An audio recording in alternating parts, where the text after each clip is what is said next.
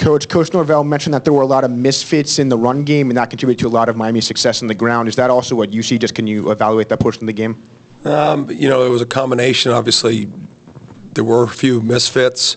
There was a heavy volume of run game in that game, but a combination of just linebackers on a misfit, or a defensive line getting bumped out of a gap, or a missed tackle by a DB. Those were the collection of when the run game got established, what created that, and that was self-inflicted and something that shouldn't happen. And obviously, you can't allow some run games to get out like it did.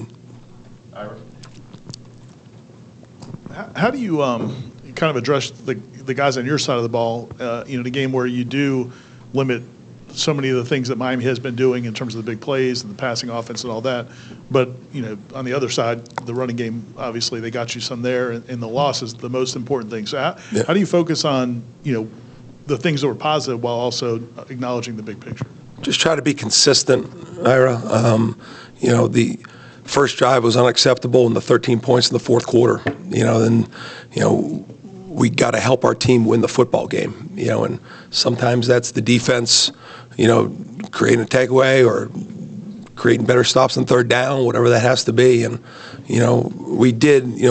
Every week you go in there with a plan of what do we have to do to win the game, specifically on your side of the ball. And then you got to take some certain things away. And some of the things we took away, but some of the things we didn't, and we didn't do a good enough job on defense to win the game, and that's the bottom line. And there's areas that we can be better, and I give them credit. They did a good job up front, but thought we covered them and thought we negated the quarterback for the most part, but not enough to win it. And so that's the disappointing part of it. And now we just got to get them back and get them playing even better. And I do believe we can. I'm disappointed in the outcome of Saturday night, not just about the loss. Obviously, that is painful and takes your breath away every second of the day. But, there are certain games you go out and you say, wow, I don't know how, whether it's just we got overwhelmed or if it's a scheme or everything. But in that game, as the game's going, at no point did I feel like we shouldn't have made stops, constantly. And it's frustrating and creates some anger in you when it doesn't happen. Coach, with third downs and even fourth downs against Miami, they were 8 of 14 on third and 3 and 3 on fourth. A couple of them, like the 3rd and 20 and a couple third and longs, when you get them in that position, especially with an offense like that, how demoralizing can it be to a defense to let those big plays happen and continue a drive, and how do you address that going forward? Well, that wasn't odd for that team to be in 3rd and longs. Statistically, they just had executed all of them. In the 2 3rd and 20s, we weren't necessarily as tight as we wanted to be on the one check down, but we just got to go tackle them and get that play off. And then, the holding on Blake on the other 3rd and 20, you can't hold, and so those things have to be done. And, we had a plan on some of these third downs that, we executed some, and, some they made a play or two, and, you got to work hard for those third longs. And when you don't end up on the right side, you got to reevaluate what you're doing or how you're doing it, and you got to make sure that the plays are made when they need to be made. I own everything, when it doesn't work, but there's ownership across the board.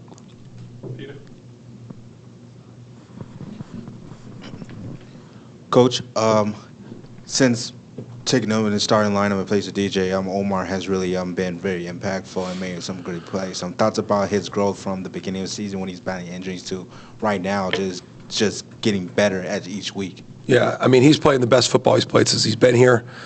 Injuries have unfortunately played a toll with him, but those are just excuses. They happen. Now he's playing better. He's a little bit healthier. The confidence is showing up with him, and he's the player that I recruited out of Stranahan, and he's getting better right now. And I think his arrow's pointing up, and looking forward to that even building for this week. But he's somebody that I've always thought has a high football IQ. He's a good enough athlete, got good enough foot speed, smart, tough. It's just we got to create that momentum of being on the field consecutively enough that it's starting to mount up again.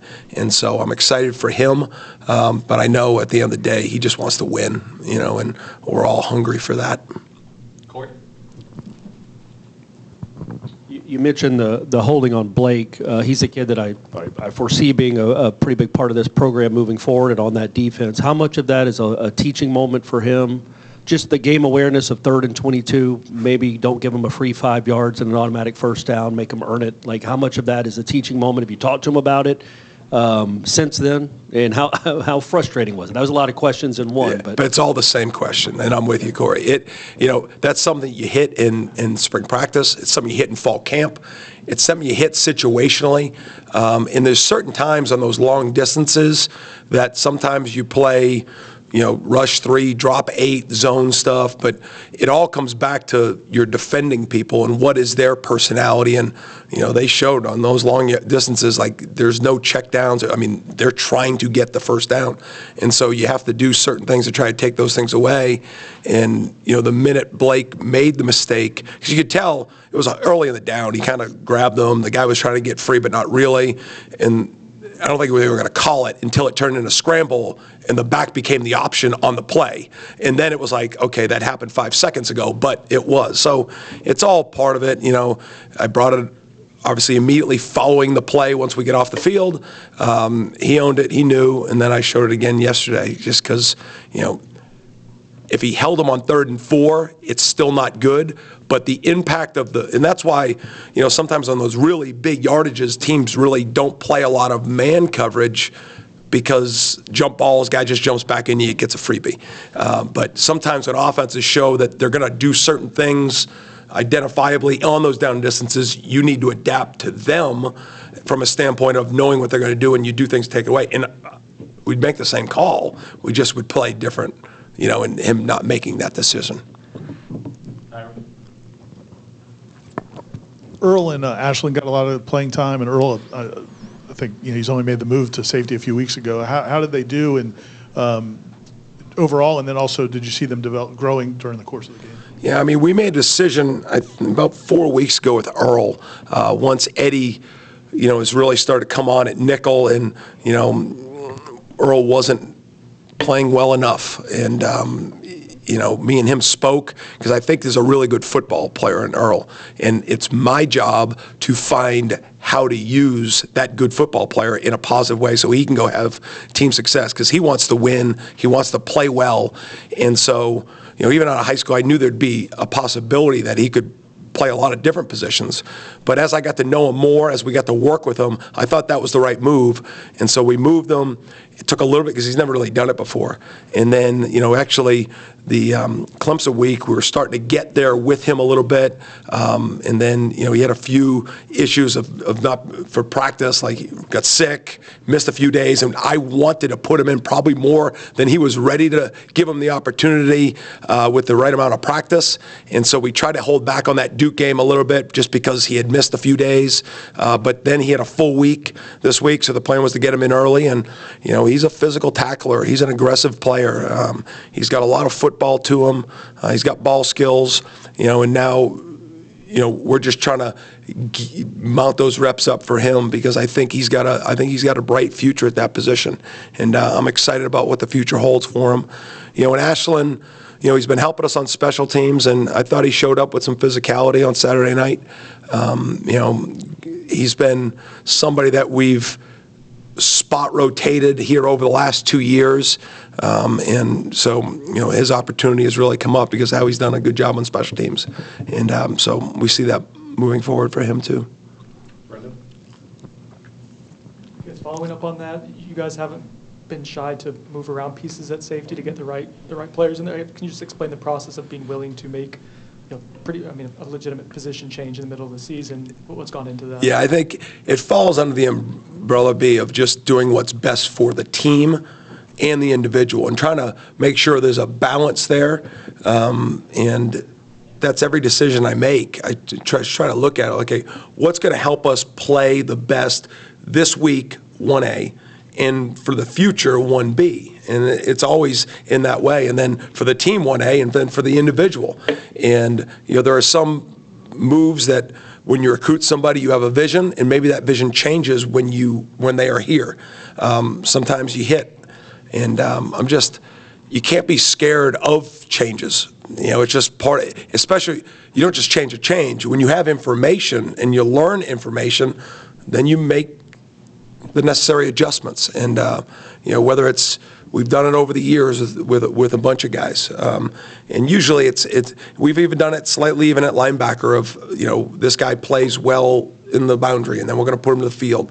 That's not as noticeable. It's more noticeable when you move Akeem Dent, when you move, Jerry Jones, when you move Earl Little, when you move those type of positions, or Keir Thomas, from outside to inside. And so I think the number one job as a coach, besides developing people, is the ability to evaluate and then put those positions and put those people in the positions that they should be in. Court?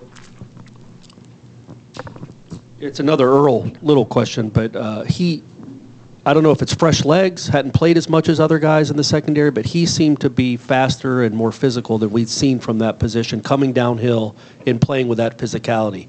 Is that the main thing you like about him? Is that something you knew he would bring, to just be that kind of violent when he goes and makes collisions? Corey, he reminds me of Jamie, from that movement and that ability. And, when we brought Jamie in here, he was a nickel, and then Kevin Noles started to play, and we really had a need at safety, and so as I got to know Earl, because he hasn't played a lot of college football, with some injuries, he had a battle, and even with the spring, he was limited. So, just as the games were going early in the season, and as we were putting him out there, and we just had more time with him, that was the piece and the person that I can say I can visualize him playing like Jamie, in that world, because they're both, accelerators. They're both contact players. They both have the ability to change direction, and so there's a lot of that body type and a lot of that skill set in him. So I think as I say that to you, you can maybe see that as you watch those clips, and so I think there's more of that to come. Coach, I know there's so much expectations on this entire team going to the season, and maybe no more on a certain segment than your front four. How much of moving forward right now with those guys is kind of coaching them, I guess, mentally, emotionally, rather than the football-related stuff to get what you need out of them remaining? I think right now with sitting where we're at, you're coaching every person in the building emotionally, because nobody expected to be in this situation. And so, you're constantly trying to coach the details of the importance of all things and trying to get the focus the way it needs to be so that the work can be done out there. What I am optimistic about that front is I do think, I know Josh wasn't as productive Saturday as he's been the last couple weeks, but he's been getting better. And I think you guys have noticed, he's in the backfield, he's making plays. And then these are the back-to-back, the best 2 weeks Daryl Jackson has played. And so, because that's good for them, which is good for us, which shows them that the work and the intent and the coaching, and it's all connecting for them. Because, listen, team success equals individual recognition. That's technically usually how it all goes. But that's not to say you can't have success through losses. And so we're trying to show them the things that it takes to be successful individually, and just doing that within a team atmosphere, and to see some of that growth on those guys inside. And, I think, that's good. KJ Sampson played 20 snaps for us, can be better, but, we're playing that 8 to 9 people inside and outside, up front. I still think there's room there, and I'm fighting my butt off to make sure that gap gets closed every day. We've got two more, starting with Ira. Yeah, I was going to follow up on Daryl. Obviously physically coming off the plane, he's the guy everybody's going to notice. How has he improved, and what's been the difference for him, these last few weeks? Well, I think a big part, Ira, is just, it's fine to learn the techniques. It's fine to try to replicate the techniques in practice. Then all of a sudden you play and you have a game and you don't make a tackle or you don't have a sack and you're like, okay, this stuff isn't going to work. Like, I made plays in high school doing it my way. And that's not a selfish thing. That's a human nature thing. And so there's the learn, apply, success. Oh, keep doing that. Learn, apply. Oh, wait, how come I'm not making the plays that I think I'm going to make? I mean, Braden Fisk goes back last year and spoke about that himself, about, I started pressing, I wasn't making the plays. And then until he just settled back down and trusted how to play defense in a way that you're using the others around you, next thing you know, you wake up and you have 2 sacks, and you got to hit on the quarterback in the first series. And I think there takes some, I don't want to say maturity, that's the wrong word, just takes some playing. It takes some, reps. It takes time sometimes, and I don't want it to take time. You want it to happen yesterday, but I think that's what's with Daryl. And I think now you're seeing the technique, the effort, the understanding, and then trusting that I'm just going to keep doing that play after play after play. And then my talent is going to show, and it's going to take over. So I think that's how you're adding up for Daryl. 2 questions to end us. What is a lot of people on our boards will ask about Tomiwa and kind of where he is in his development? And then second, the substitution infractions, can you just walk through what's happening? How do you clean those up moving forward? Well, Tommy, he's been practicing with us all year. And, we've stayed healthy at that position. And, early in the season it was close because we weren't productive. And then those guys that were at the top started to become more productive. They're starting to play better. And we've had some packages that, Tommy was going to go in at end, and it just hasn't matched up yet. And so, he was out there Sunday, and, I still think there's ability there, and there's a good player in there. And so, he is a younger player. I know he's played some football at some other places. We just got to stay on it. In regard to the 2 penalties, that's, at the end of the day, I'm the defensive coordinator. That's on me. So can't happen. At no point do we sub when teams don't sub. That's just, it's something we can't do. And so I got to be better. It's a 3rd and 5. We're off the field. They throw a ball 5 yards over the receiver's head on an incomplete pass. We're off. Doesn't happen. And so we got to go play more football. So unacceptable at all levels. And, I'm the guy that makes all those decisions. So when it happens, it's on me. Thanks, guys. See ya. Welcome back, Corey. It's good to see you, bud.